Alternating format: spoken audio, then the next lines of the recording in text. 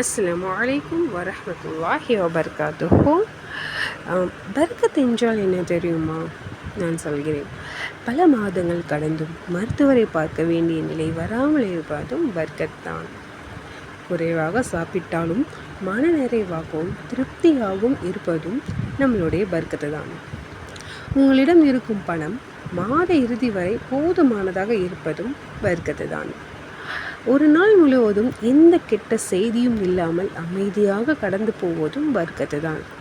நம்மிடம் இருக்கும் பொருட்கள் நீண்ட நாள் பழுதடையாமல் தொடர்ந்து நமக்கு பயனுள்ளதாக இருப்பதும் பர்கத்து தான். நம் வாழ்க்கையில் இருக்கும் சில அல்லாஹ்வின் அருட்கொடைகள் அன்றாடம் கிடைப்பதால் சாதாரணமானவை என்று நினைத்து விடுகிறோம்.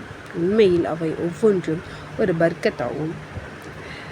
அஸ்ஸலாமு அலைக்கும் வரஹ்மத்துல்லாஹி வபரகாத்துஹு. மறக்காமல் நம்ம சேனலை சப்ஸ்கிரைப் பண்ணிக்கங்க.